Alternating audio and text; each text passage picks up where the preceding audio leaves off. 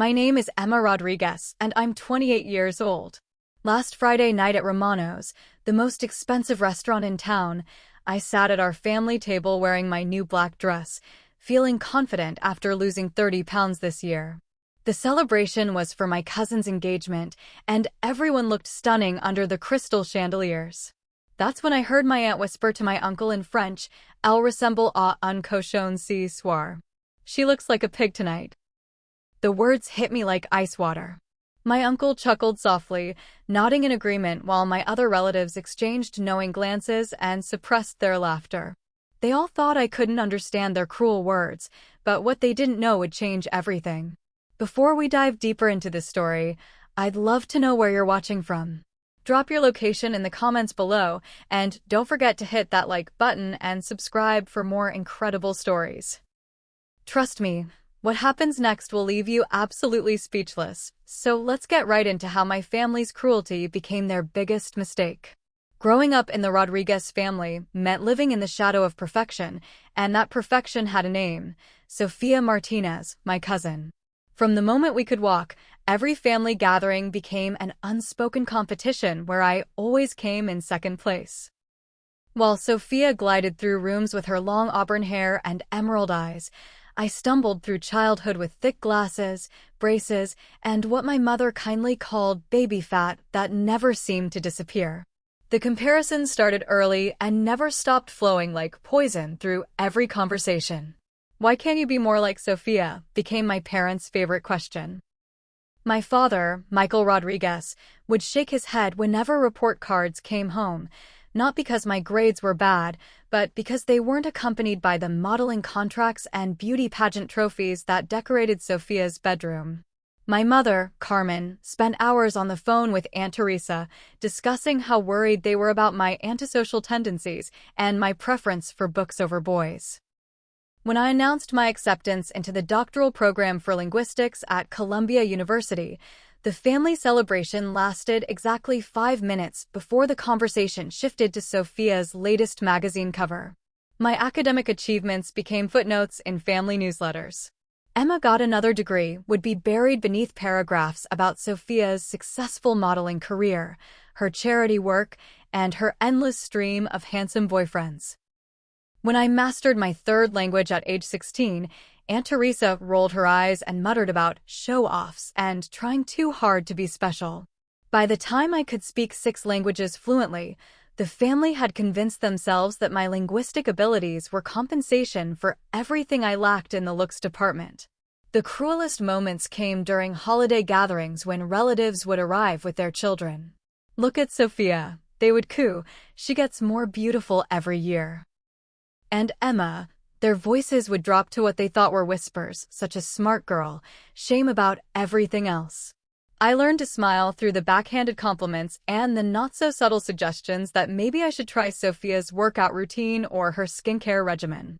When I graduated summa cum laude with my PhD at 26, my parents chose to attend Sofia's magazine launch party instead, claiming they had already been to plenty of Emma's graduations. The final straw came 3 months ago when I received notification of my appointment as head of the linguistics department at Princeton University. At 28, I was the youngest department head in the university's history.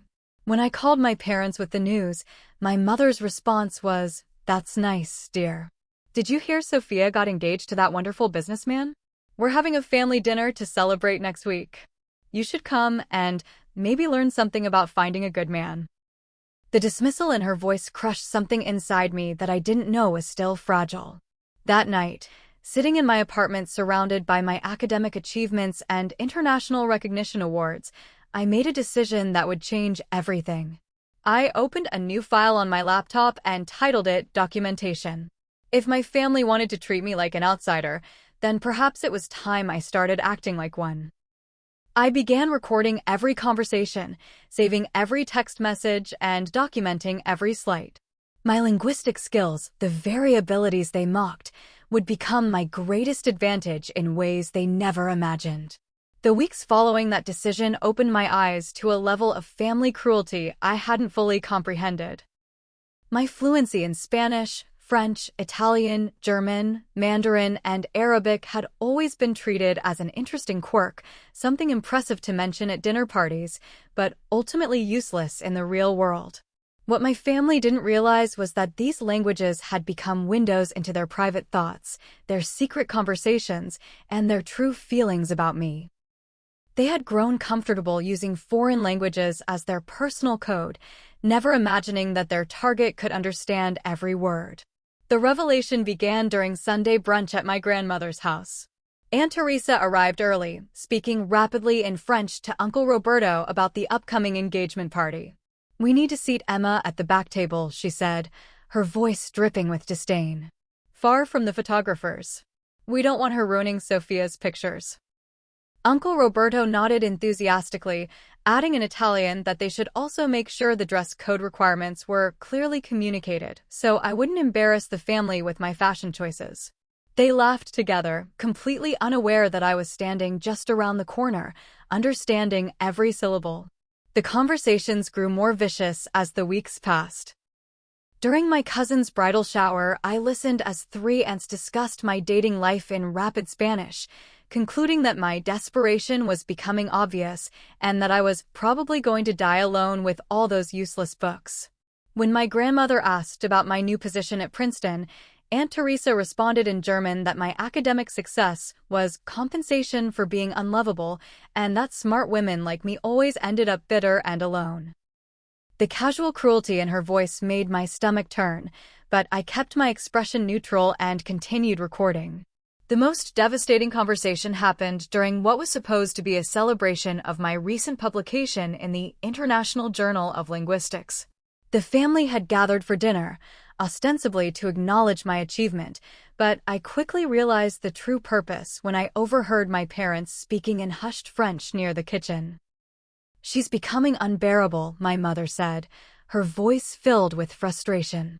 "All this education has made her think she's better than us. Maybe it's time we reminded her that intelligence doesn't make up for everything she lacks." My father agreed, adding that they needed to bring her down a few pegs before her ego got completely out of control. That night, I discovered the full extent of their linguistic conspiracy. Hidden in my father's study, I found printouts of emails written in various languages, all discussing strategies for managing the Emma problem. They had been corresponding with extended family members across 3 countries, painting me as the family embarrassment who needed constant supervision and correction. The emails detailed plans to exclude me from important events, strategies for redirecting conversations away from my accomplishments, and methods for ensuring that Sophia remained the family's primary focus. The most shocking discovery was a group chat in Mandarin between my mother, Aunt Teresa, and several other relatives. They had been planning to stage an intervention, convinced that my academic focus was a sign of mental instability and social dysfunction. The messages revealed their intention to pressure me into leaving academia and finding a more suitable career path, preferably one that would keep me busy enough to stop showing off my education. They had even researched therapists who specialized in intellectual arrogance and social adjustment issues.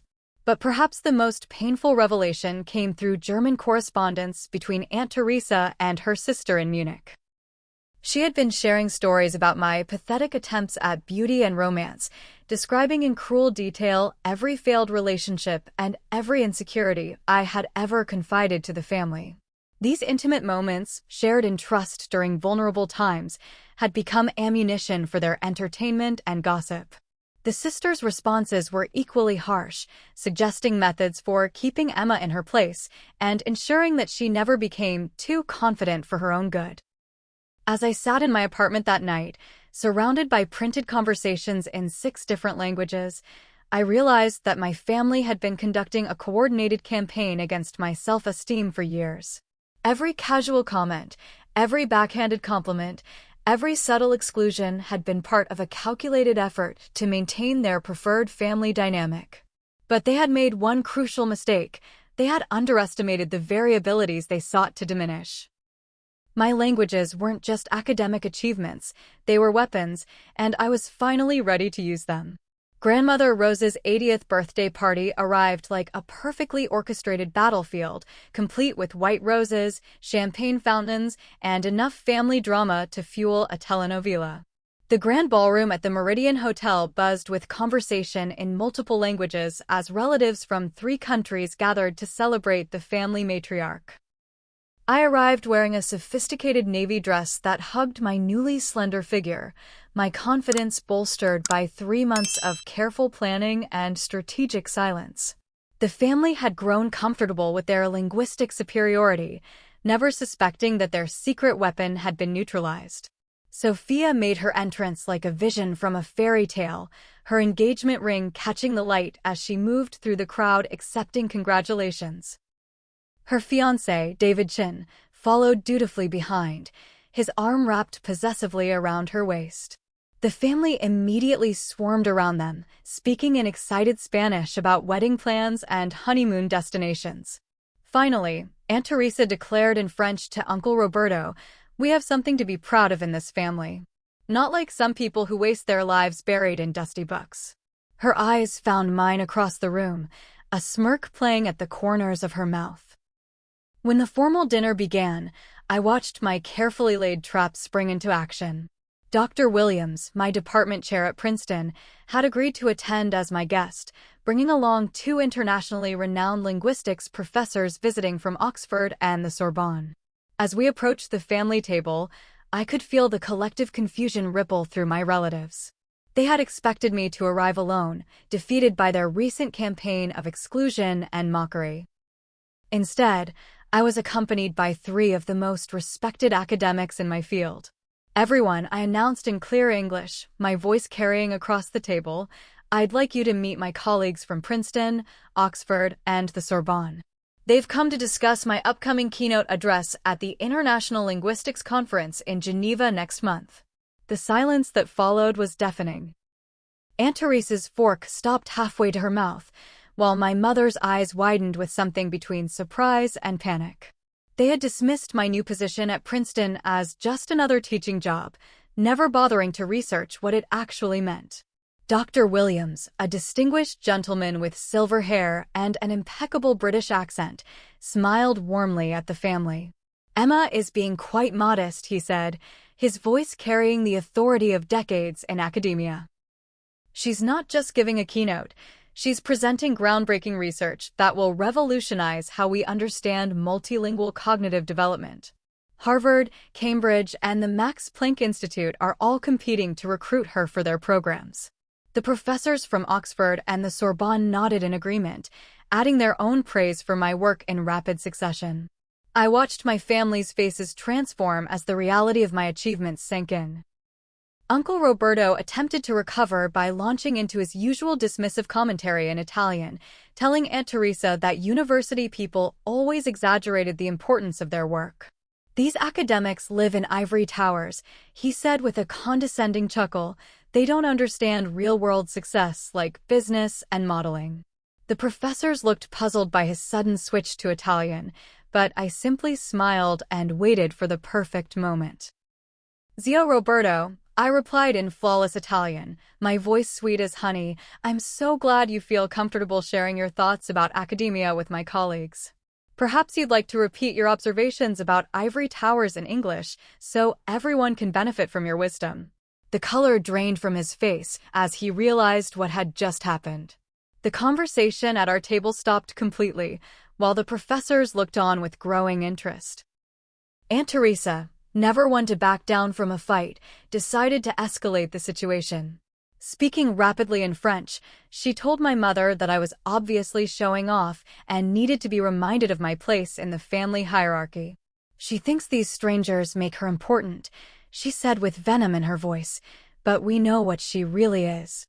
A lonely, desperate woman who uses big words to hide her failures." She finished with a cruel laugh, confident that her French was too rapid and colloquial for me to follow. I let her finish completely before responding in French so pure and elegant that it would have impressed professors at the Académie Française. "Tante Teresa," I said, my pronunciation flawless, "I want to thank you for demonstrating exactly why I've learned to value intellectual discourse over family gossip." Your commentary about my personal life has been absolutely fascinating to observe from a sociolinguistic perspective. Perhaps my colleagues would be interested in analyzing the correlation between linguistic insecurity and the tendency to use foreign languages as weapons against family members. The professors immediately perked up, recognizing the research potential in what they had just witnessed. Dr. Williams began asking questions about multilingual family dynamics, while the Oxford professor inquired about the psychological implications of code switching as a tool for exclusion and dominance. Aunt Teresa sat frozen, her face cycling through shades of red as she realized that her secret weapon had not only been neutralized, but turned against her. But I wasn't finished. Reaching into my purse, I pulled out my phone and played a carefully edited compilation of their French, Spanish, Italian, and German conversations from the past 3 months. Each insult, each cruel observation, each strategy for undermining my confidence was laid bare for everyone to hear. The professors listened with academic fascination while my family sat in stunned silence, finally understanding that their linguistic conspiracy had been completely exposed. Grandmother Rosa, who had been quietly observing the entire exchange, slowly stood from her chair. Her voice, when she finally spoke, carried the weight of 8 decades of family leadership. "I am deeply ashamed," she said in Spanish, her words measured and deliberate, "that my children and grandchildren have used the gift of languages to spread cruelty instead of love. Emma has honored our family with her achievements, and you have repaid her with mockery and betrayal." The rebuke stung more than any academic humiliation could have. The remainder of the evening passed in uncomfortable silence, punctuated by awkward attempts at normal conversation. My victory felt hollow as I watched my family struggle with the reality that their victim had become their intellectual superior. But as I prepared to leave, I noticed the whispered conversations beginning again, this time in urgent Spanish between my parents and Aunt Teresa. They were already planning their counterattack, and I realized that my first strike had only opened the first battle in what would become a full-scale war. The retaliation came swiftly and viciously, like a coordinated military assault designed to destroy everything I had built. Within 48 hours of grandmother's birthday party, my family had regrouped and launched their counteroffensive with the precision of seasoned warriors. They understood that humiliating them in public required consequences, and they were prepared to use every weapon in their arsenal to restore the family hierarchy and remind me of my proper place. The first attack targeted my professional reputation with surgical precision. Dr. Williams called me into his office on a Tuesday morning, his usually warm demeanor replaced by professional concern and barely concealed confusion. "Emma," he began carefully, "I've received some very disturbing phone calls from people claiming to be your family members.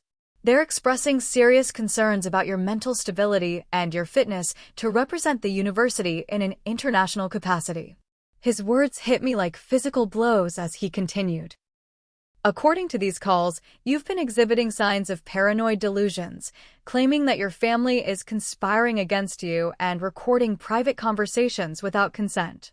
My parents had crafted their story masterfully, presenting themselves as loving family members deeply concerned about my psychological well-being. They described my recent behavior as erratic and troubling, citing my accusations of conspiracy as evidence of paranoid thinking. My mother, speaking through tears during her call to the university, had painted a picture of a brilliant but unstable young woman who was losing touch with reality under the pressure of academic success. They had even provided evidence in the form of manipulated audio recordings that made my documented conversations sound like the ramblings of someone experiencing a mental health crisis.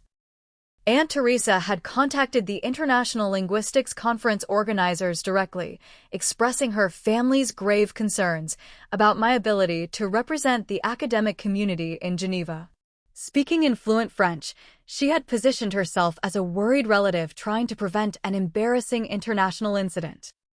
She described my recent episodes of claiming that family members were speaking about me in foreign languages, presenting it as evidence of auditory hallucinations and persecution complexes. The conference committee immediately began questioning my invitation. But the cruelest blow came from Sophia's contribution to their campaign. Using her social media influence and photography skills, she had created a carefully orchestrated narrative of my supposed mental decline. Instagram stories and Facebook posts showed edited images of me at family gatherings, strategically cropped and captioned to suggest erratic behavior. Worried about my cousin Emma, one post read, accompanied by a photo of me looking exhausted after a long day of teaching. She's been going through a really tough time lately. Please keep her in your thoughts. The comments section filled with concerned responses from her thousands of followers, creating a public narrative of my instability.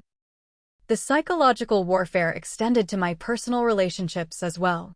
They had reached out to my colleagues, my friends, and even my students' parents, expressing their concerns about my mental state and my ability to teach effectively.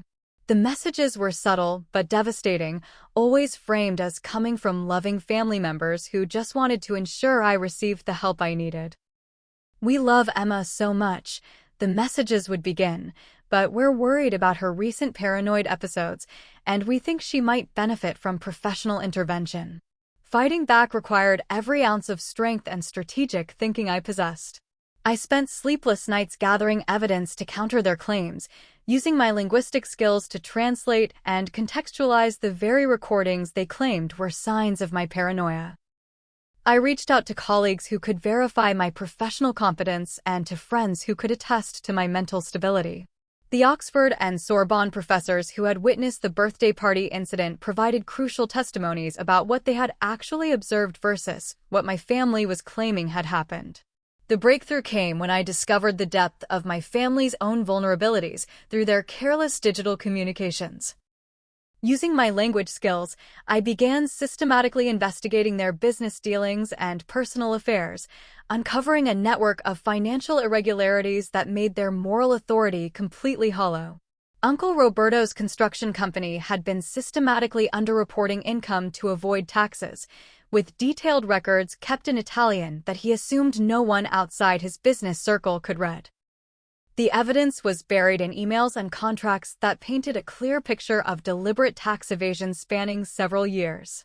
Aunt Teresa's charitable foundation, which she managed with great fanfare and social media documentation, revealed an even more disturbing pattern of embezzlement when I translated her German correspondence with the organization's accountant. Thousands of dollars intended for underprivileged children had been redirected to fund her luxury vacations and designer wardrobe purchases. The paper trail was extensive and damaging, with detailed discussions about hiding the transfers and creating false documentation to cover their tracks. But the most explosive discovery came through intercepted communications between my parents and a private investigator they had hired to gather evidence of my mental instability. The conversation, conducted in rapid Spanish, revealed their intention to fabricate additional evidence if necessary and their willingness to pay substantial sums to destroy my reputation. They discussed strategies for planting witnesses who would testify to my erratic behavior and methods for accessing my medical records to find anything that could be used against me. Armed with this information, I made the difficult decision to contact the appropriate authorities. The IRS received a detailed report about Uncle Roberto's tax evasion, complete with translated documents and financial records. The State Attorney General's office got a comprehensive file on Aunt Teresa's charitable fraud, including translations of her German correspondence that clearly established intent and methodology. Each report was professionally prepared and legally airtight, using my linguistic expertise to ensure that nothing was lost in translation. The university investigation that my family had initiated was quickly resolved when I presented my evidence to Dr. Williams and the administration. The clear pattern of harassment and defamation, combined with the credible testimony of respected colleagues, not only cleared my name, but also resulted in formal complaints being filed against my family members for making false reports. The International Linguistics Conference not only reinstated my keynote invitation, but also asked me to present additional research on multilingual cognitive processing and family dynamics. However, my family's response to these developments was swift and even more vicious than before. They realized that I had discovered their secrets and was prepared to use them, which meant the gloves were about to come off completely. The whispered conversations I overheard in urgent German and Italian told me that they were preparing for total warfare, with no consideration for collateral damage or family bonds. They had crossed a line from which there would be no return, and they were dragging me across it with them. The attack on my professional life had failed spectacularly, but my family's thirst for revenge only intensified as they shifted their focus to the one area where they knew I was most vulnerable: my personal relationships and romantic life. They understood that destroying my career would be difficult given my academic achievements and professional support network, but humiliating me in matters of love and intimacy would strike at the core of my deepest insecurities and provide them with the emotional devastation they craved. Dr. James Harrison entered my life like a gift I never expected to receive. A fellow linguistics professor specializing in cognitive language processing, he had joined Princeton's faculty just 2 months after my appointment as department head. Our connection was immediate and profound, built on shared intellectual passions and complemented by an unexpected physical chemistry that surprised us both. James possessed the rare combination of brilliant intellect and genuine kindness that made our conversations flow effortlessly from academic theory to personal dreams and everything in between. Our relationship developed naturally over late-night research sessions and coffee shop debates about syntax theory. James understood my passion for languages in a way that my family never had, celebrating each breakthrough in my research and encouraging my ambitious projects. When he looked at me, I saw none of the judgment or disappointment that had characterized my family relationships. Instead, I found acceptance, admiration, and something that felt remarkably like love growing between us with each passing day. My family's initial response to James was suspiciously positive, which should have served as an immediate warning signal. When I brought him to Sunday dinner after we had been dating for 6 weeks, Aunt Teresa practically gushed with approval, speaking enthusiastically in Spanish about how handsome and accomplished he was. My mother invited him to every family gathering, while my father engaged him in lengthy conversations about his research and career prospects. Even Sophia seemed genuinely charmed by his presence, complimenting his intelligence and sophisticated manner. What I failed to recognize was that their enthusiasm stemmed not from acceptance of my happiness, but from recognition of an opportunity to inflict maximum psychological damage. They saw James as the perfect weapon to use against me, understanding that destroying this relationship would crush me in ways that professional sabotage never could. Their strategy was diabolical in its simplicity. Convince James that I was not worth loving, while simultaneously making me believe that he had betrayed my trust. The setup began at the annual faculty's spring mixer, an elegant affair where Princeton's academic departments gathered to celebrate the end of the academic year. Sophia appeared at the event uninvited, claiming that she was in town visiting friends and had heard about the party through family connections. She looked stunning in an emerald dress that perfectly complemented her auburn hair, and she moved through the crowd like a magnet, drawing attention from every man in the room. I watched with growing unease as she positioned herself near James throughout the evening, engaging him in conversations that seemed innocent on the surface, but were clearly designed to create intimate moments. She complimented his research with detailed questions that suggested she had done extensive preparation, and she shared carefully crafted stories about my childhood that painted me as emotionally unstable and prone to jealousy. When James stepped away to get drinks, she quickly moved to intercept him, creating opportunities for private conversations that excluded me completely. The devastating blow came through manipulated evidence that my family had orchestrated with surgical precision. Hidden cameras captured strategically edited moments between James and Sophia that, when viewed out of context, appeared to show him responding enthusiastically to her advances. A brief moment when he politely accepted her business card became evidence of exchanged contact information. His polite laughter at her jokes was edited to suggest intimate conversation and mutual attraction. Most damaging of all, a photo of them standing close together, while she pointed out someone across the room, was cropped and angled to suggest an embrace. But the cruelest manipulation involved James's ex-girlfriend, Rebecca, who had been contacted by my family and convinced to participate in their scheme. They had researched James's past relationships thoroughly, identifying Rebecca as someone who might be susceptible to financial persuasion and emotional manipulation. Through a series of carefully orchestrated lies, they convinced her that James was using me for professional advancement and that exposing his true nature would be an act of kindness that would save me from future heartbreak. Rebecca's testimony was devastating and comprehensive. She claimed that James had confided in her that he was only dating me to secure his position at Princeton and gain access to my research connections. According to her fabricated story, he had laughed about my appearance and personality, describing me as a useful but temporary stepping stone to better opportunities. She provided fake text messages and manipulated audio recordings that seemed to support her claims, all carefully crafted by my family's growing network of accomplices. The final component of their assault involved timing designed for maximum emotional impact. They arranged for all of this evidence to reach me simultaneously during what should have been one of the happiest moments of our relationship. James had planned a romantic dinner to celebrate my successful keynote presentation at the Geneva conference, complete with reservations at our favorite restaurant and a carefully chosen gift related to my research interests. Instead of celebration, I spent the evening confronting him with accusations based on fabricated evidence while my heart shattered into pieces. James's confusion and hurt were genuine as he tried desperately to defend himself against claims that made no sense to either of us.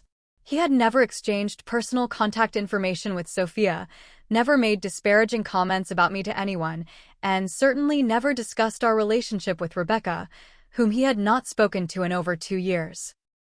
But the evidence seemed overwhelming, and my family's psychological conditioning had prepared me to expect betrayal and abandonment from anyone who claimed to care about me. Our relationship nearly ended that night in a storm of accusations and tears that left us both emotionally devastated. James retreated to his apartment while I spent 3 days believing that I had once again proven my family's assessment of my romantic prospects. The pain was excruciating, confirming every cruel comment they had ever made about my desirability and my ability to maintain meaningful relationships with men who had other options. The truth began to emerge when James, refusing to accept the destruction of our relationship without a fight, conducted his own investigation into the accusations against him. His methodical approach to evidence and his background in cognitive processing served him well as he systematically dismantled each component of my family's fabrication. He discovered that the photos had been digitally manipulated, that Rebecca had been paid for her false testimony, and that Sophia had been coached extensively on how to create compromising situations that could be taken out of context. But perhaps most importantly, James recognized the sophisticated psychological warfare that my family had been conducting against me throughout my life. He understood that their attack on our relationship was part of a larger pattern of emotional abuse designed to maintain control over my self-esteem and personal autonomy. His determination to expose their manipulation and protect our relationship marked the beginning of a partnership that would prove crucial in the battles yet to come. The revelation that James had been manipulated rather than complicit in my family's scheme created a seismic shift in my understanding of loyalty, love, and the difference between blood relations and chosen family. As we worked together to uncover the full extent of their deception, I discovered that I was not as alone as I had believed. Hidden allies emerged from unexpected places, people who had witnessed my family's cruelty over the years and were finally ready to stand up against their toxic behavior. Miguel Santos, Aunt Teresa's 25-year-old stepson, approached me 3 weeks after the revelation about James's innocence. I had always assumed that Miguel, like most of my extended family, shared the general consensus about my status as the family disappointment. His quiet demeanor at gatherings and his tendency to avoid family drama had led me to categorize him as another passive participant in my marginalization.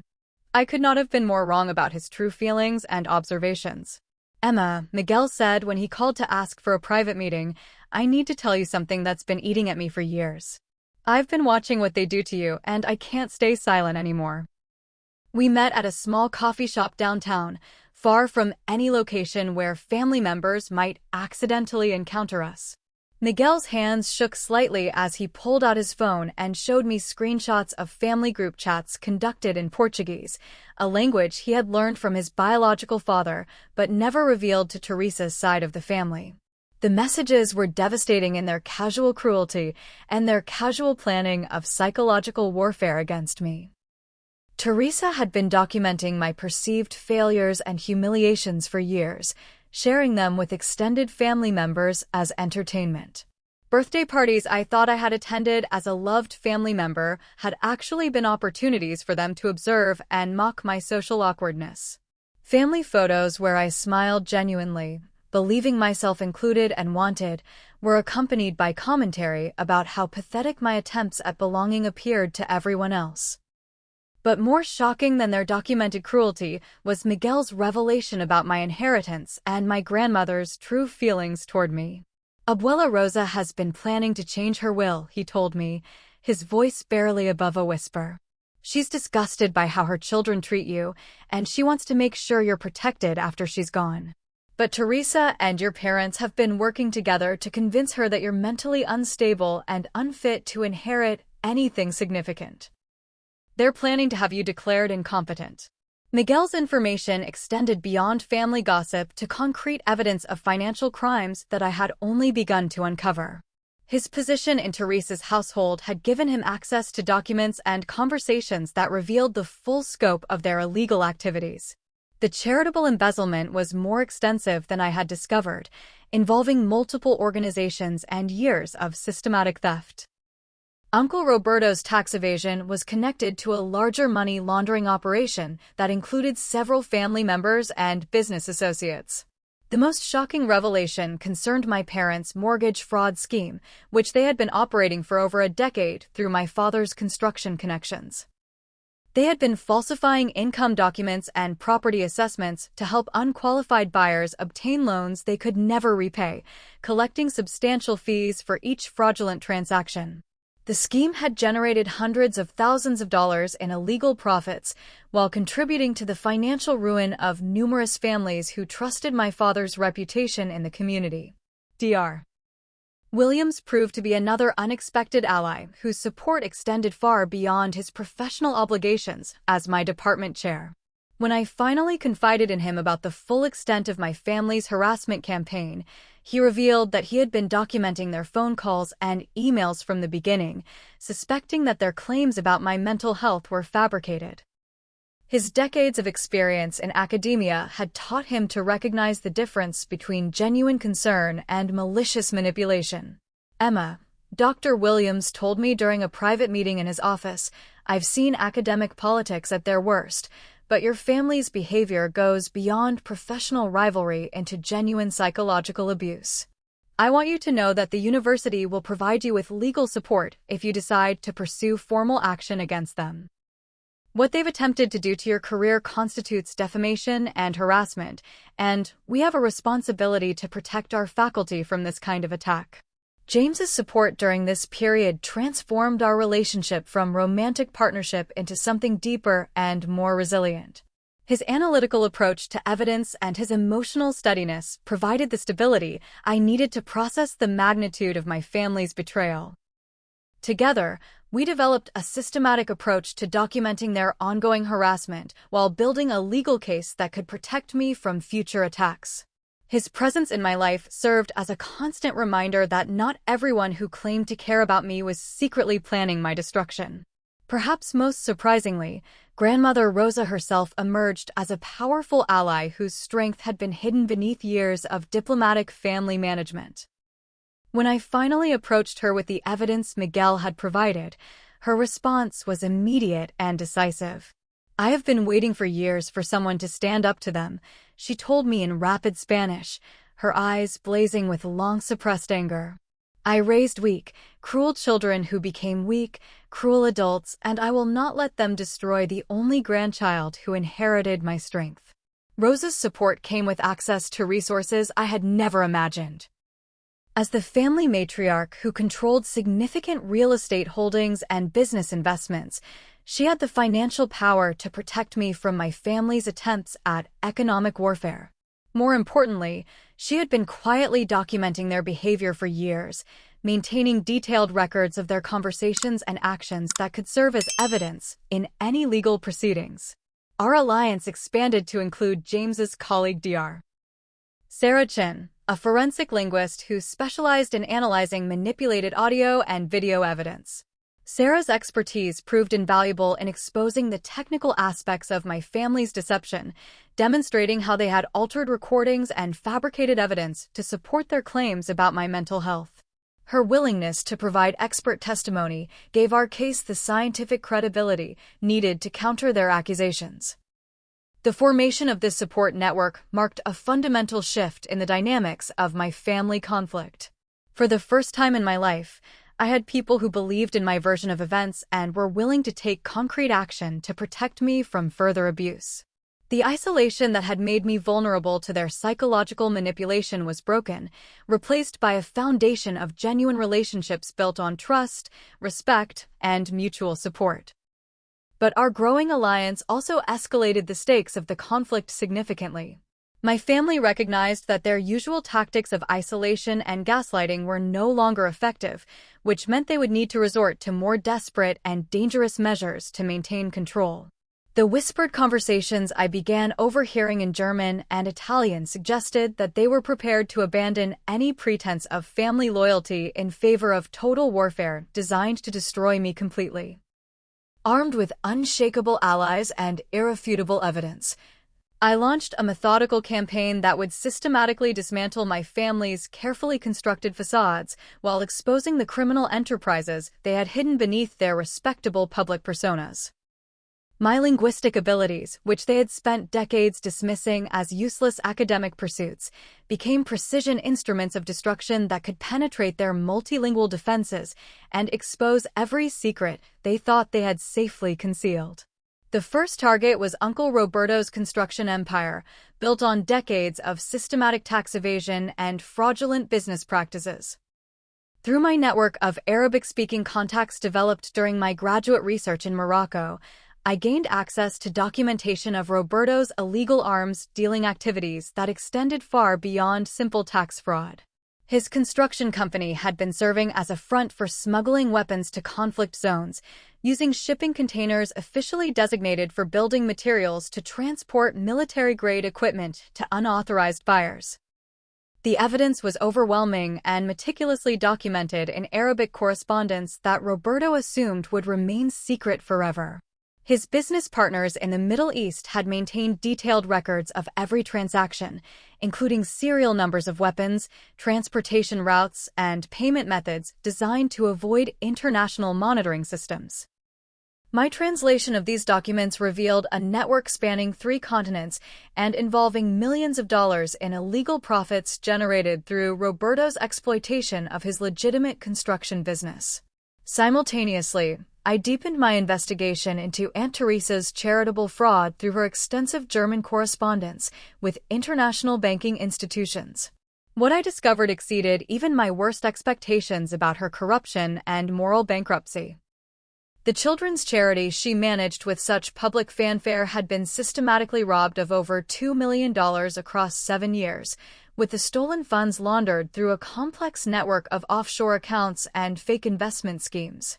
Teresa's German communications with her banking accomplices revealed the sophisticated nature of her operation and her complete lack of remorse for stealing money intended to help underprivileged children.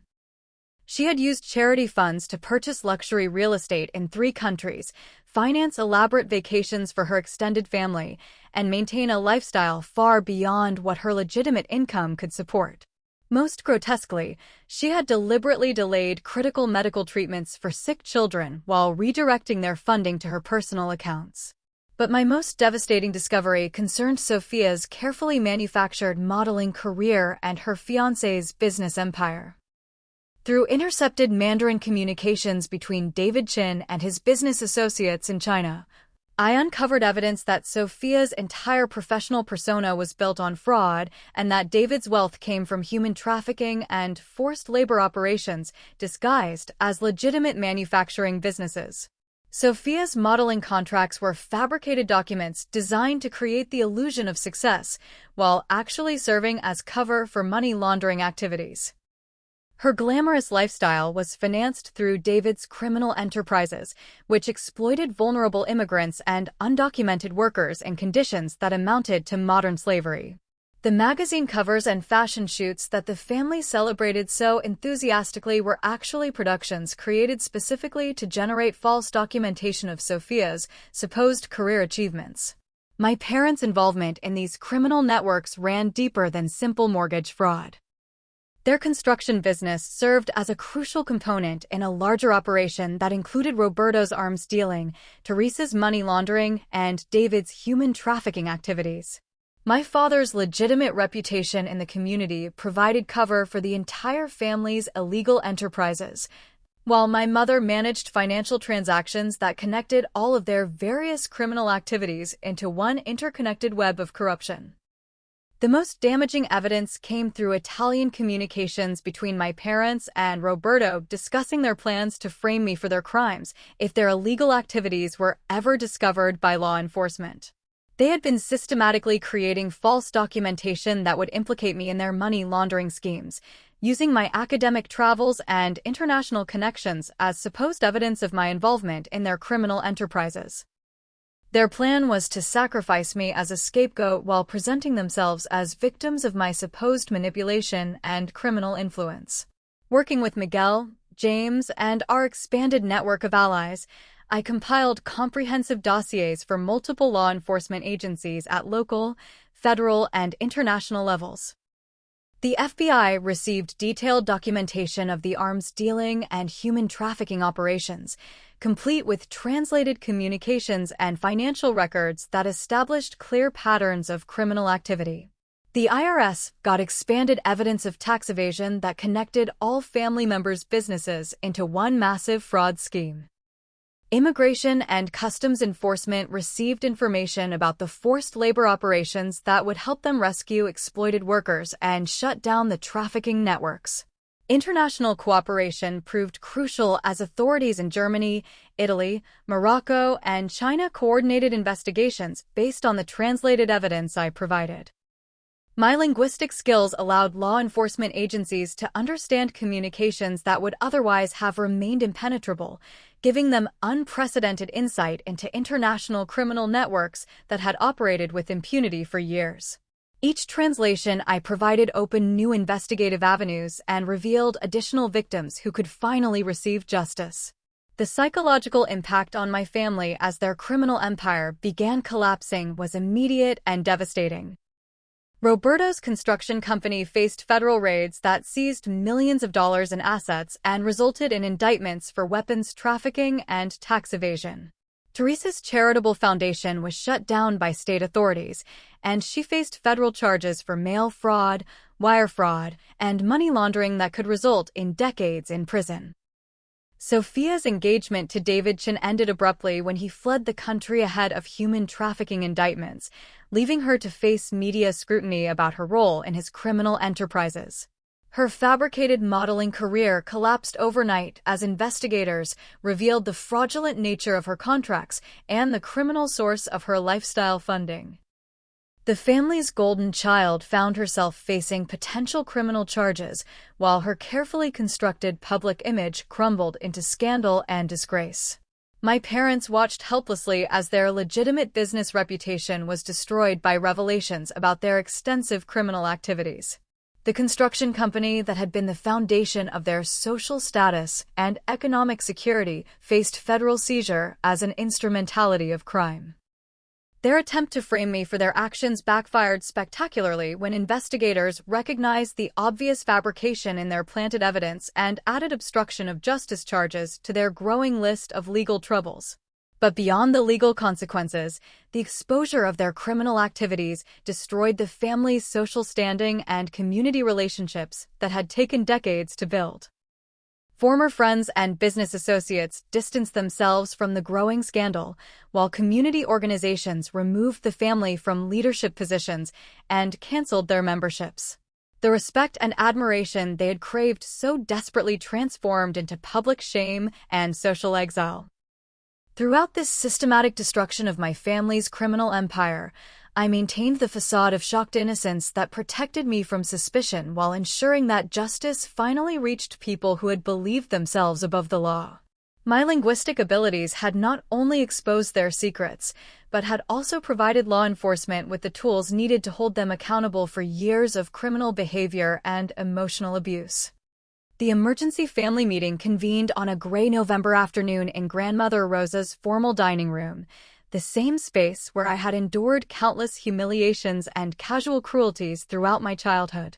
The mahogany table that had witnessed decades of family gatherings now served as the stage for what would become the final act in our long-running drama of betrayal and revenge. Every chair was occupied by family members whose lives had been systematically destroyed by the consequences of their own criminal actions and years of psychological warfare against me. Uncle Roberto sat hunched in his chair, his once commanding presence diminished by federal indictments and the seizure of everything he had spent his lifetime building. The construction empire that had been his pride and source of power was gone, replaced by legal bills that consumed what little remained of his assets. Aunt Teresa clutched a tissue while mascara streaked down her cheeks, her charitable fraud charges having destroyed not only her freedom, but also her carefully cultivated reputation as a community philanthropist and devoted mother. My parents looked haggard and defeated, their faces reflecting the stress of knowing that their mortgage fraud scheme and money laundering activities would likely result in lengthy prison sentences. The legitimate construction business that had been my father's life work faced federal forfeiture, while my mother's involvement in financial crimes had destroyed her standing in every social organization she had once led with such pride and authority. Sophia appeared as a shadow of her former self, her engagement ring absent and her usual confident demeanor replaced by nervous anxiety that manifested in constant fidgeting and furtive glances toward the door. The collapse of her fabricated modeling career and her association with David Chen's criminal enterprises had transformed her from family success story to cautionary tale virtually overnight. Media attention surrounding the scandal had made her unemployable in any legitimate capacity, while legal investigators continued examining her potential criminal liability.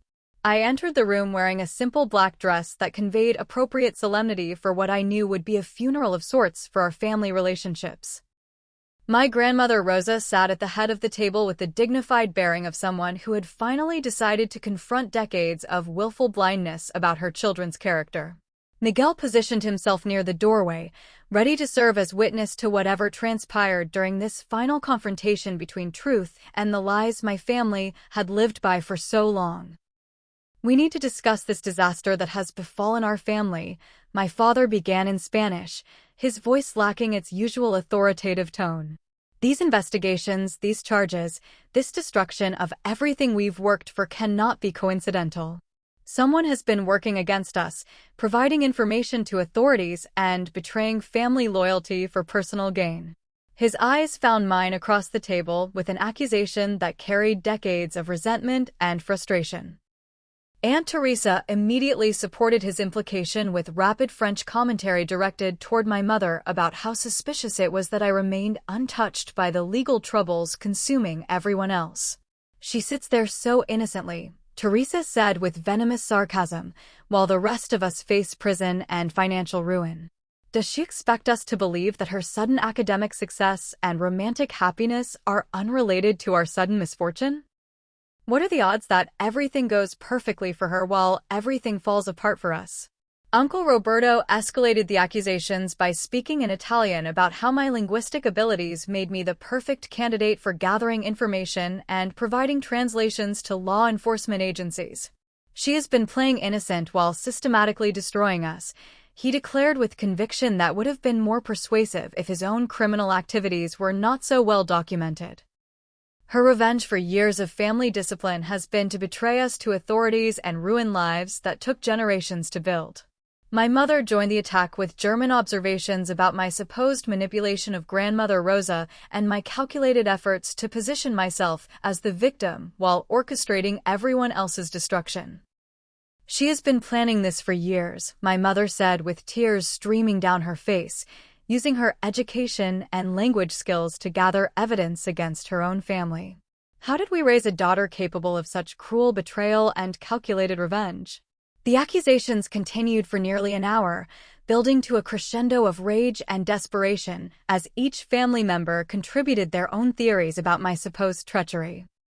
They spoke in rapid succession across multiple languages, their anger growing as they convinced themselves that I was responsible for consequences that had actually resulted from their own criminal choices. The psychological projection was complete as they transformed themselves from perpetrators into victims of my imagined conspiracy. When they finally exhausted their capacity for accusations and self-pity, I allowed the silence to stretch until their expectation of my response became unbearable tension that filled the room like electricity before a thunderstorm. Then, speaking in perfect French with pronunciation that would have impressed professors at the Sorbonne, I began my systematic destruction of every lie they had told themselves about our family dynamics and my role in their current situation. "Tante Teresa," I said with devastating calmness, "your concern about my innocence in your legal troubles is touching, but perhaps you should focus on explaining to federal prosecutors how you managed to afford 3 vacation homes on a charity administrator's salary. Your German correspondence with offshore banking institutions provides fascinating insight into your creative accounting methods and your complete lack of conscience about stealing from sick children." I shifted to flawless Italian as I addressed Uncle Roberto with surgical precision about his arms-dealing activities and his pathetic attempts to blame others for consequences he had brought upon himself. "Zio Roberto, your construction business was indeed destroyed by someone who provided authorities with detailed information about your criminal activities. However, that someone was your own arrogance in maintaining written records of illegal weapons transactions that any competent investigator could have discovered with minimal effort. My parents received the most devastating response in rapid Spanish that left no doubt about my complete understanding of their mortgage fraud scheme and their planned attempt to frame me for their crimes. "Mommy, Poppy," I said with mock affection, "your mortgage fraud operation was impressive in its scope and duration, but your attempt to create false evidence implicating me in your money laundering activities was truly inspired. Unfortunately, federal investigators were not as easily fooled as you hoped they would be, but I was far from finished with their linguistic humiliation." Switching to Arabic, I addressed the room about Roberto's international criminal connections while simultaneously demonstrating the depth of my understanding of their multilingual conspiracy.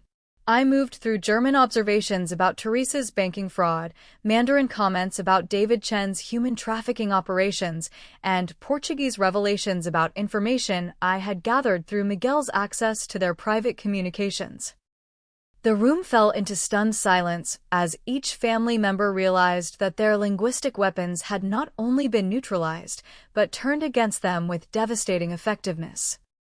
Years of cruel comments in foreign languages, carefully planned humiliations conducted in what they thought were secret codes, and elaborate conspiracies discussed in supposedly impenetrable communication methods had all been understood, documented, and ultimately used to expose their criminal activities to appropriate authorities.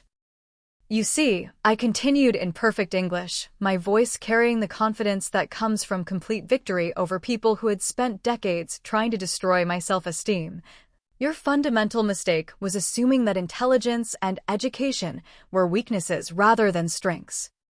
While you were busy mocking my academic achievements and dismissing my linguistic abilities as useless showing off, I was developing skills that would eventually provide me with the tools necessary to expose your criminal activities and protect myself from your psychological abuse." Grandmother Rosa chose this moment to stand and address her children with the full weight of her disappointment and moral authority. "I am ashamed," she said in Spanish, her voice carrying 8 decades of accumulated wisdom and strength, "that I raised children who chose crime over honest work and cruelty over family love. Emma is the only member of this family who has brought honor to our name, and you have repaid her achievements with years of mockery and betrayal."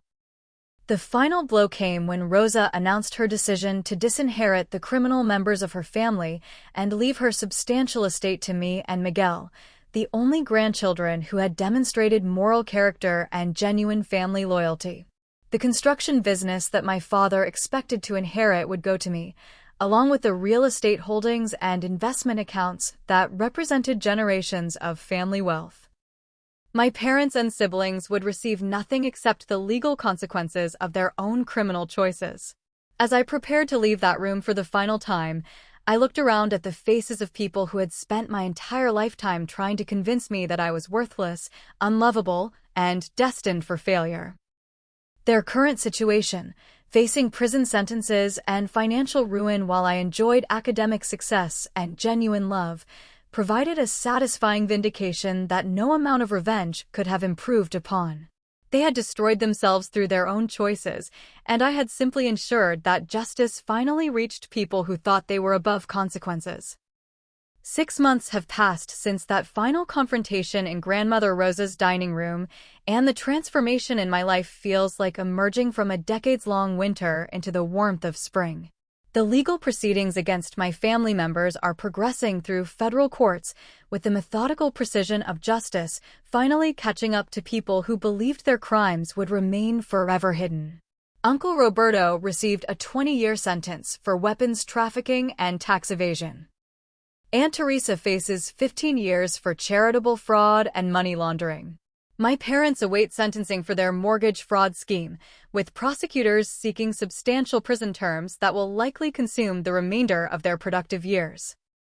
Sophia's fall from grace has been perhaps the most dramatic, as her association with David Chen's human trafficking operation has made her unemployable in any legitimate capacity, while federal investigators continue examining her potential criminal liability.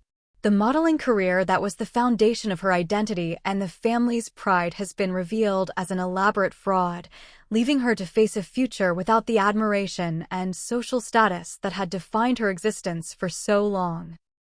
My academic career has flourished beyond anything I dared imagine during those dark years of family sabotage and psychological warfare. The keynote address in Geneva led to speaking invitations from universities across 3 continents, while my research on multilingual cognitive processing has attracted funding from prestigious institutions that recognize the groundbreaking nature of my work. Princeton has offered me a tenured position with unprecedented research support, and Harvard continues pursuing my recruitment with increasingly attractive offers.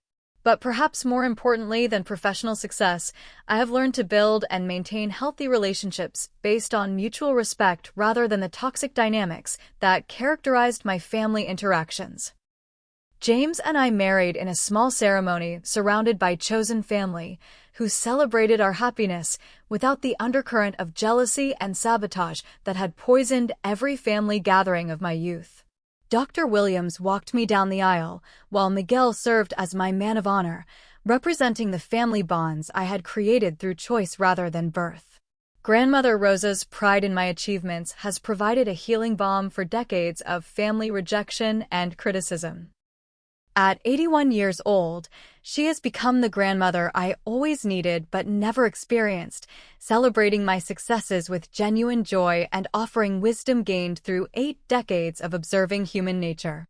Her decision to disinherit the criminal members of her family in favor of Miguel and me represented more than financial support. It was validation that moral character matters more than blood relationships or social conformity. The psychological healing process has required professional support to address the trauma of growing up in an environment designed to undermine my self-worth and confidence. Dr. Sarah Martinez, a therapist who specializes in family psychological abuse, has helped me understand that my family's behavior was never about my inadequacies, but about their need to maintain a hierarchy that made them feel superior. Learning to recognize gaslighting, emotional manipulation, and systematic psychological warfare has been crucial in developing healthy boundaries and realistic expectations for future relationships. Perhaps most surprisingly, my story has become a source of inspiration for other victims of family psychological abuse who have reached out through professional channels and academic networks. Speaking engagements about my experience have connected me with individuals who recognize their own struggles in my account of linguistic manipulation and systematic undermining. The languages that my family weaponized against me have become tools for helping others recognize and escape similar patterns of abuse. Miguel has thrived in the aftermath of our family's implosion, using his inheritance from grandmother Rosa to complete medical school and pursue his dream of becoming a pediatric surgeon. Our bond, forged through shared experience of family cruelty and strengthened through mutual support during legal proceedings, represents the kind of chosen family relationship that provides genuine love without manipulation or hidden agendas. Dr. Williams has become a mentor whose support extends far beyond professional guidance to encompass genuine friendship and paternal care that I never received from my biological father. His wife, Margaret, has welcomed me into their family gatherings with warmth that contrasts sharply with the conditional acceptance I experienced throughout my youth. Their children consider me an honorary aunt, providing me with relationships based on affection rather than competition or comparison. James's family has embraced me completely, offering the kind of unconditional acceptance that I had never believed possible outside of fairy tales and romantic movies. His parents treat me as the daughter they never had, while his siblings include me in their lives with genuine warmth and interest in my well-being. Holiday gatherings have become celebrations of gratitude and love rather than battlefields for psychological warfare and status competition. The financial security provided by grandmother Rosa's inheritance has allowed me to establish a scholarship fund for first-generation college students from abusive family backgrounds. Understanding the additional challenges faced by individuals who lack family support during their educational journey, I have created opportunities for deserving students to pursue academic dreams without the burden of family sabotage or financial exploitation. My research into multilingual processing has expanded to include studies of how language can be weaponized within family systems and how victims can reclaim linguistic power for healing and empowerment. The irony that my family's weapon of choice became the foundation for my professional success and personal liberation is not lost on me, and it provides a satisfying sense of poetic justice that no amount of deliberate revenge could have achieved. But perhaps the most profound change has been learning to trust my own perceptions and value my own worth independent of external validation or family approval. Years of gaslighting and systematic undermining had convinced me that my reality was unreliable and my achievements were meaningless. Therapy, supportive relationships, and professional success have gradually rebuilt my confidence in my own judgment and my right to pursue happiness without apology or permission. The languages I speak are no longer sources of shame or targets for mockery, but tools for connection, understanding, and professional achievement. When I address international conferences or collaborate with researchers from different countries, I feel pride in abilities that were once dismissed as showing off or compensation for personal inadequacies.